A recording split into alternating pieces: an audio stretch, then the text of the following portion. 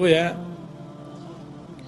ئەم ڕۆژە ڕۆژی تەسبیحاتە، تەهلیلاتە، لا إله إلا الله، سبحان الله، الله أكبر، بتایبەتی لا إله إلا الله والله أكبر. وهروها ڕۆژی دوعاکردنە. پێغەمبەری خوا فەرمی عليه الصلاة والسلام: خير الدعاء دعاء يوم عرفة. باشترين دعاء ڕۆژی عرفەیە. لە حەدیثێکەکە خلافە لە بینی ئەهلی علمە لەوەی ئایا مرسلة یا موصولة، موقوفة یا مرفوعة، صحيحة یا ضعيفة، ئەوەی شایعة ومشهورة ئەڵێن صحيحة، ئەوی شەوەتانی: خير الدعاء دعاء يوم عرفة. باشترين دعاء ڕۆژی عرفەیە. وخير ما قلت أنا والنبيون من قبلي.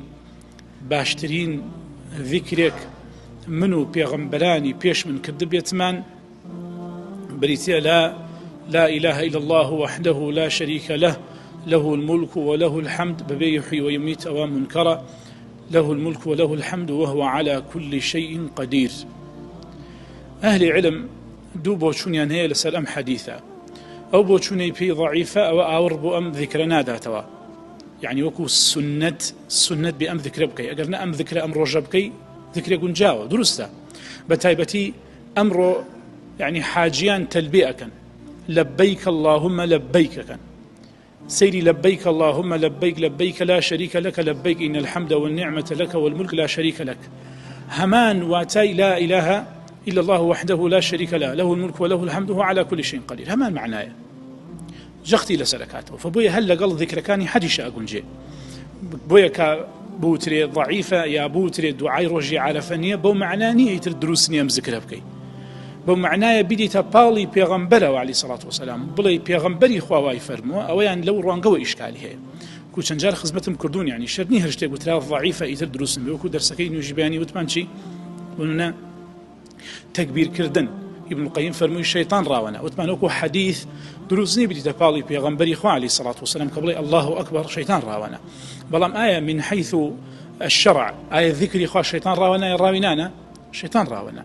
فبويا بتني الله أكبر ما يراوناني الشيطان ولو حديثيا ناطوني ولا رسول الله فرموا عليه الصلاة والسلام. فبويا علماء خلافيا بودروز بوا سبارت بس صحته وضعيفيتي أميك دو سبارت بوي آية أم دعاء أم حديثي كباس ما كد ما بستي دعاء رجع على فيا شو حديثك دو بشا أفرق باشترين دعاء رجع على فيا وأوي من وتبيتمو بيغمراني بيش من وتبيت يعني باشتريني لا إله إلا الله وحده لا شريك له.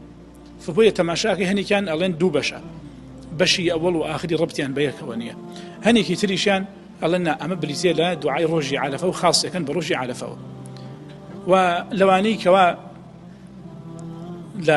لواني كوا ألين تايبتا رجع على فا ذكر تايبتينيا ابن تيمية أقرش عادة أهل العلم رحمة الله عليهم لحالتي وايا لذكر خلافات عادة ناوتري فلان عالمتي بن متأخر به لما سلي خلافة ببيت تبالي أصول كانوا بلايكمو لسر مذهب كانوا شافعي وايوتو أبو حنيفة وايوتو مالك وايوتو يا شافعي كان يا حنفي كان يا مالك كان يا حنبلي كان أو أبي قصبك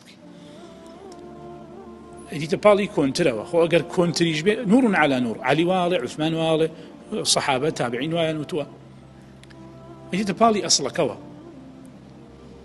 أوش بويوت نبري أمره تماشا كردني كتبي كون كم بوا هر طالب العلم يكون سيري دوسي قول علماء معاصرينك لخلافات ذكر أقوال كان يوانك ويكفي طواب لما سلم معاصر سردم يكان بلي سيري زانا كان سردم خوتكاي أوان أولاترو أعرفترن بوي رويدا وقل علماء كان يبيشلو شكو مسألة سردم يانو سردم خوت